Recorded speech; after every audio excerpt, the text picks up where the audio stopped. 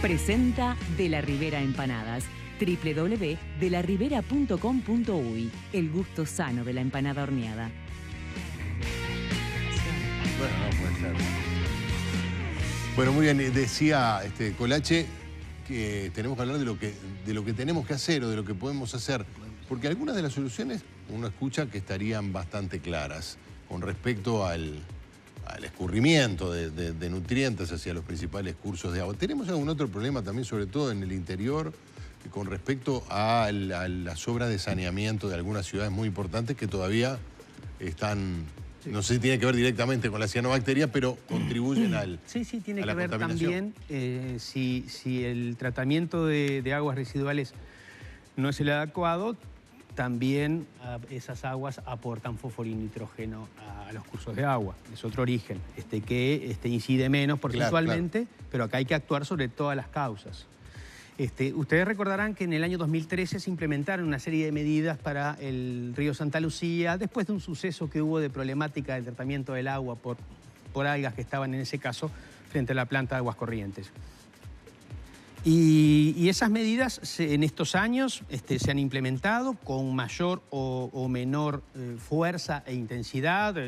Se hizo el alambrado todo alrededor del lago de Paso Severino para que no acceda ahí el ganado, generando más nutrientes. Medidas algunas que están completamente hechas y realizadas y otras que son de difícil implementación porque hay que estar interactuando con cada uno de los productores de la cuenca. Por ejemplo, los tambos, o sea, porque cada cuenca tiene su circunstancia especial. No es lo mismo la cuenca de Santa Lucía que la cuenca de San Salvador, donde prima mucho más ahí la plantación de granos, o la cuenca del Río Negro, que ahora estamos hablando tanto de ella también.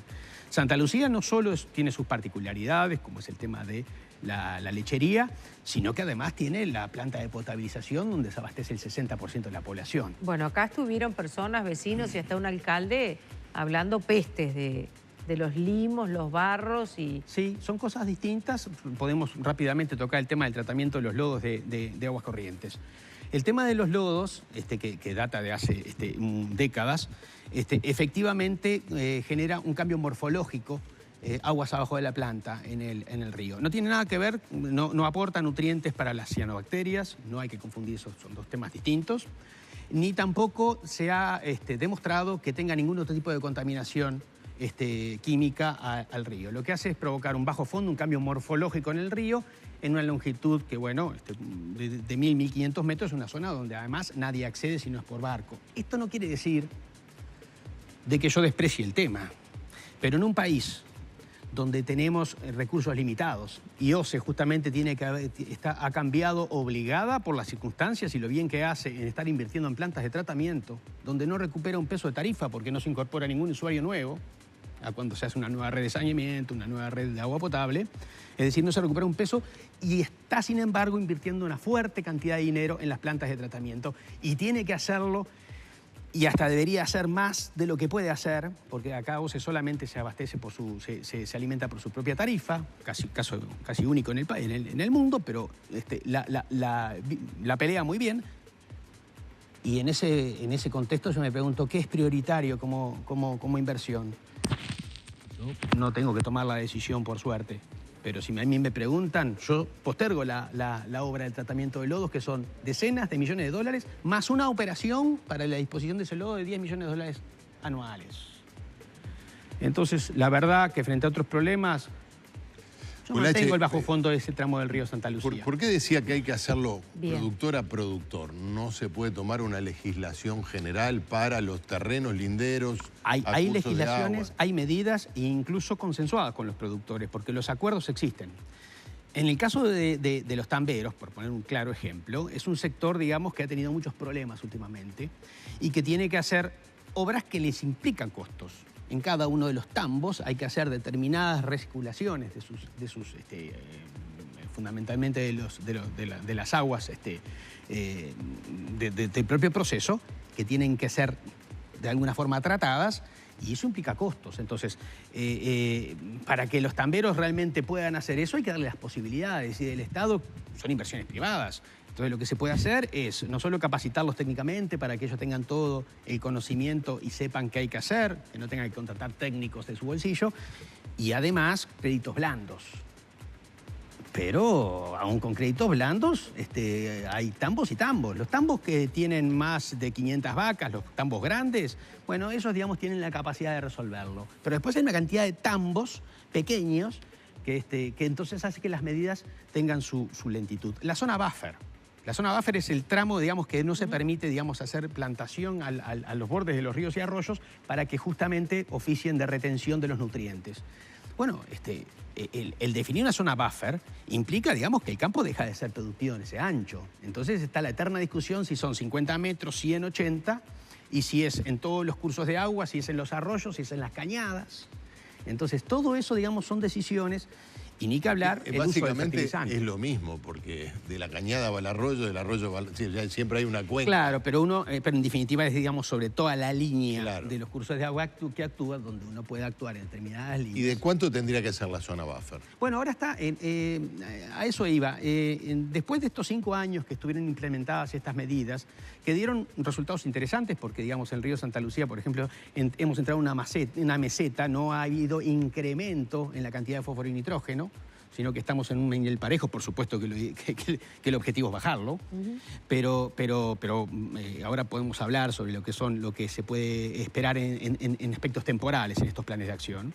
Entonces, después de estos 5 años, donde hay algunas medidas que se cumplieron muy bien, otras que tienen estas dificultades, otras que se han incorporado y otras que podemos incorporar, se generó y se aprobó a fin del año pasado. El Gabinete Nacional Ambiental aprobó la segunda generación de medidas de Santa Lucía, que incorpora una visión mucho más amplia y holística, desde la realización de un plan de ordenamiento territorial específico, desde el estudio y análisis de las medidas, de los costos-beneficios de cada una de las medidas, o sea, ponerle el símbolo de pesos a todo esto, desde lo que puede ser la modelación y el conocimiento de esta dinámica, a través de modelación, de monitoreo, de imágenes satelitales, cosa de poder tener un conocimiento pleno y poder, sí, con esa modelación empezar a hacer predicciones en escenarios futuros, a ver qué pasa si seguimos en tal escenario de acción al 2025, al 2030.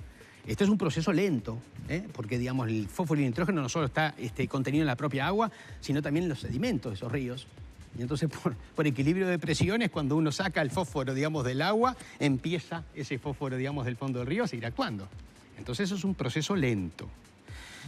Esto es bien importante para las acciones y obliga mucha coordinación, mucha acción, pero no solo hay una cantidad de organismos involucrados en esto. Desde la Secretaría es nuestro deber la coordinación de este tema. No hay informe que se le emita al presidente sin que él pregunte ¿y cómo está el tema de Santa Lucía? Ahora, por supuesto que se incorporan a esa misma imagen otros planes de acción, como es el caso del Río Negro, donde hay un plan de acción que sigue los mismos pasos. Las acciones son sabidas y son las mismas. El tema es coordinarlas y lograrlas, la implementación de las mismas. Ahora, otro tema es cuando tenemos una floración algal en el Río de la Plata. Porque ahí la incidencia de cursos de agua que vienen de países vecinos es mayor. A ver, el caudal del Río Negro, que es un río que claramente está eutroficado y que es nacional prácticamente, tiene una puntita metida en Brasil, es más o menos de 1000 metros cúbicos por segundo. El caudal del río Uruguay que llega al Río de la Plata es 6000 metros cúbicos por segundo. 6 veces Pasó más. de 1 a 6. Hay uno que viene tirando el Río Negro, pero viene con 5 más. Ahora Ya cuando entra el río a nuestro territorio en Bella Unión, ya viene alto en fósforo y nitrógeno. Y el Paraná, que es un río muy caudaloso. Y el Paraná tiene 16.000 metros cúbicos segundo.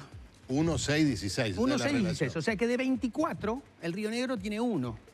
Quiere decir que influye un 4% el caudal del Río Negro. Entonces, el problema ahí es multinacional, donde nosotros en este caso somos los más perjudicados.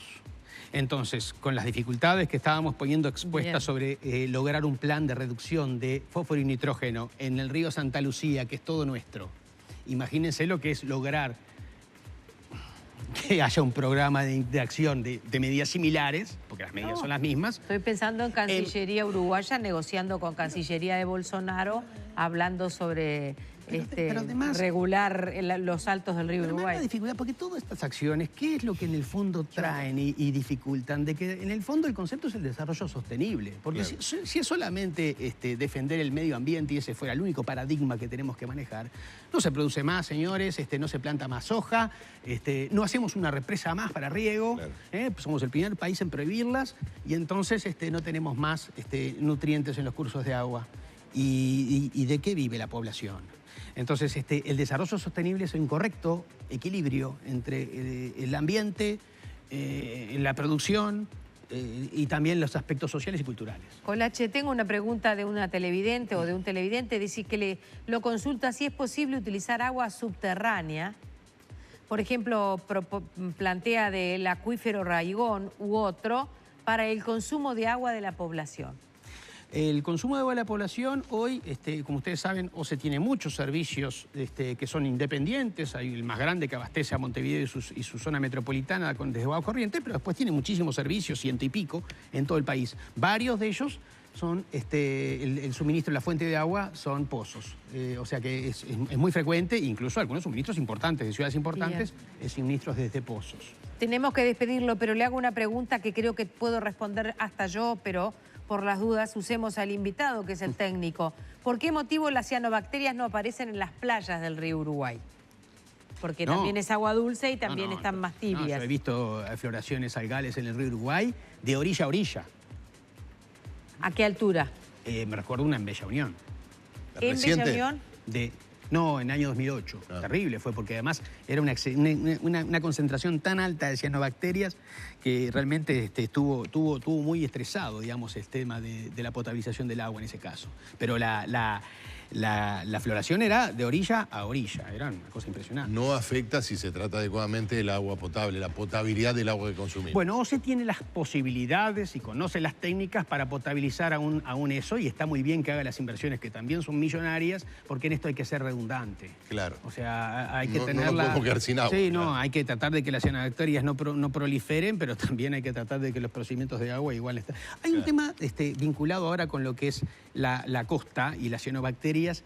Y otra cosa son las cianotoxinas, que son las toxinas que liberan las cianobacterias.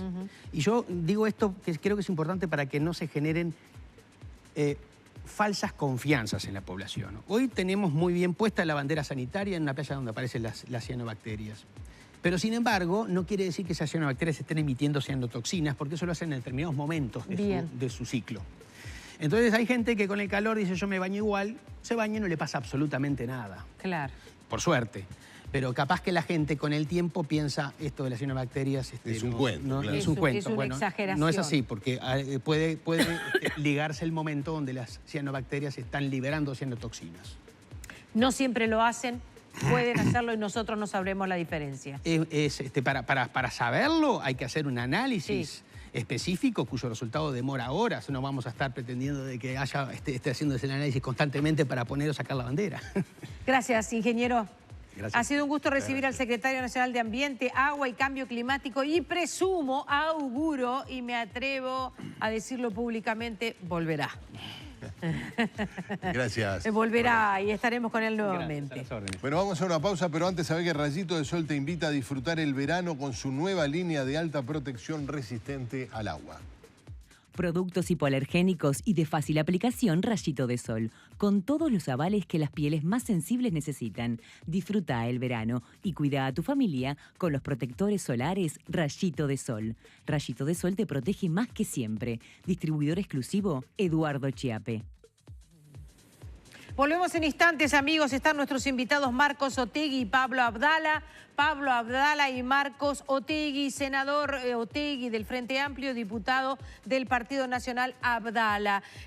Bueno, la situación generada por el fallecimiento, el homicidio del artista callejero Felipe Cabral, hijo del célebre y músico Chichito Cabral, el pasado fin de semana ha generado una polémica política, bueno, por las tensiones sociales que generan las campañas contra la inseguridad en el Uruguay. Con ellos volvemos en instantes. Ahora podemos afirmarles que la policía allanó la vivienda vecina lindera donde fue muerto el joven en busca de armas y sustancias. 2 personas, padre e hijo, fueron llevados a declarar. Uno de ellos ya está en libertad y recordemos que las cámaras no permitían pensar que la agresión había llegado desde fuera, sino que por eso se empezó a investigar justamente la trayectoria del proyectil desde la casa de los vecinos. En instantes, en vivo, esta tarde